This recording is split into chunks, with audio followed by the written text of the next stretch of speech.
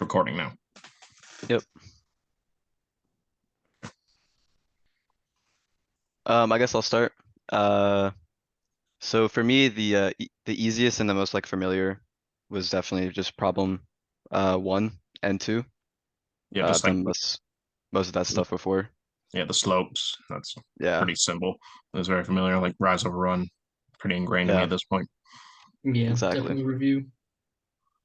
Yeah, The part that nothing was like challenging. The only part that took the most time was problem four, just because you actually had to do a lot more using yeah, a calculator and stuff.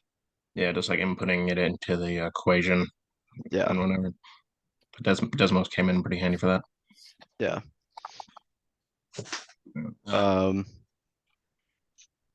I don't see, really like have any questions still on the actual lab or anything. Um, yeah, me neither. It's all. I got the gist of it pretty quick, and after I did the lesson yesterday, I got the rest of it. So I'm pretty much caught up on everything. yeah. Yeah. Okay. I guess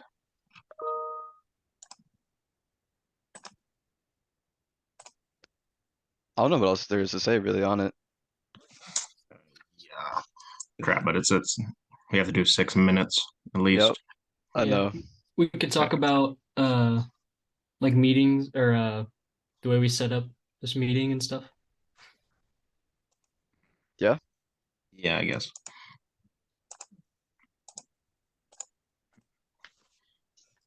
Because If you I want to leave just because you're the one who messaged. yeah, I just basically reached out to you both through email first, and once I once I got in contact with both of you, I set up a time. Basically said all the times we would be available on Wednesday. Then basically decided at 5, and I set an announcement for it.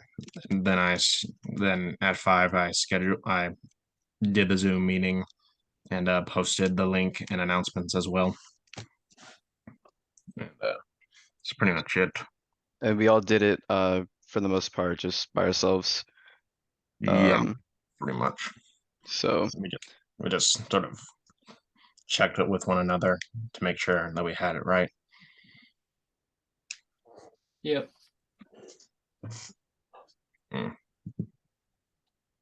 Okay, that's 2 minutes.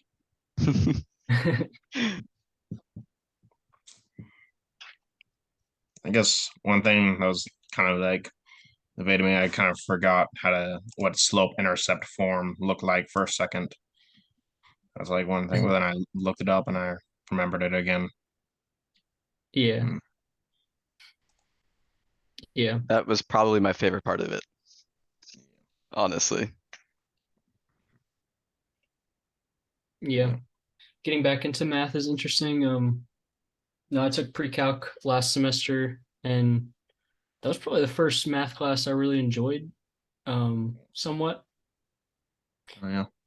But yeah, this definitely was a good start to get back into it. Hmm. Um, Yeah. I do know a lot of this stuff is going to be really important going forward into the next couple lessons and stuff. Yeah. Uh, I think. Yeah. so getting a good base and understanding is really strong and yeah, helpful. Yeah. foundation. Yeah. I took a lot of this, and like I had like a dual enrollment class in high school for like calculus, so I already know a decent amount of this. Oh, nice. Actually, wait, it might have been. I can't remember. I keep forgetting which one it is. Algebra, calculus. I get them mixed up sometimes. Yeah. I think the difference, something like that. Hmm. Okay. Same thing. One just sounds cooler. Let's see. One thing I kind of like almost made a mistake here was instead of like using like how it asks us to calculate the slope of the tangent or guess the slope of the tangent line based Hmm. off like the numbers or whatever. Yeah. Well, first when I did that, I just looked at I just counted rise over run on the tangent line in the graph without like using the numbers. Oh, Hmm. yeah. I didn't just use the numbers for some reason. In my brain, it just seemed easier to count rise over run for some reason. Mm. Well, Yeah, for a lot of cases that works. Yeah, it works most of the time as long as you've got like a good, as long as like the line's visible, Yeah, the numbers. I use the y2 minus y1 over x2 minus x1. But I didn't remember that. I had to look it up. And then I use that for like the rest of the graphs at the beginning. yeah, yeah, same. Yeah, that's very much. yeah, That's pretty ingrained at this point. Let's see.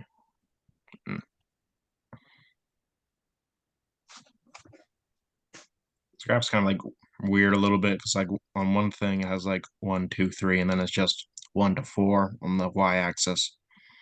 Yeah. That kind of threw me off when I first saw it.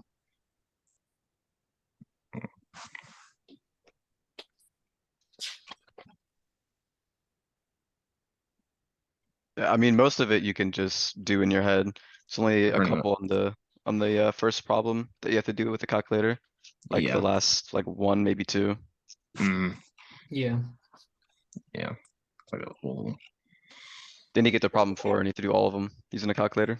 Yeah. It's I like think 4 decimal places. yeah, I think I messed up problem 4 when I first did it, like the first two, because I forgot that it was x cubed minus 25.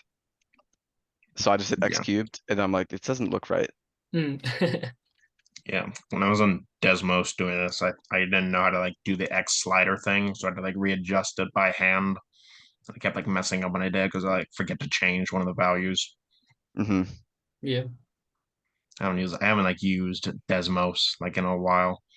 I used to use it like a few times in like high school math, but I'm not really very well acquainted with it. yeah. I haven't got my graphing calculator yet, so I've been using that as well. So, yeah, I have one of those, but I'm not really familiar with it. Like it's my first time using it. Oh yeah, they're Honestly, complicated. yeah, it seems it's like a lot less intuitive than like my more simple calculator. For Hmm. like stuff like this, like for stuff like this, like it's pretty fairly simple. I kind of like prefer my old calculator. Like it seems like really weird on some parts of it. I mean, Yeah, especially like fractions, like weird now. Like have to do like this weird like up arrow thing, or like or like I mean, sorry, I don't know. I'm just rambling. The point is, I just new calculators are hard. I guess. Yeah, I mean, the more you use it, the easier it'll Yeah, I get. get. Yeah, yeah. There's some good YouTube videos on it as well. yeah. So far, I prefer Desmos. Desmos seems like a lot easier to it. I like Desmos too. Yeah. Yeah, that's what. Okay, I Just think we're. simple. Mhm. Yeah, I think we're past 6 minutes now. If you guys want to go ahead and stop. Yeah, I'm done. Nice. Okay, cool. I'll stop the recording.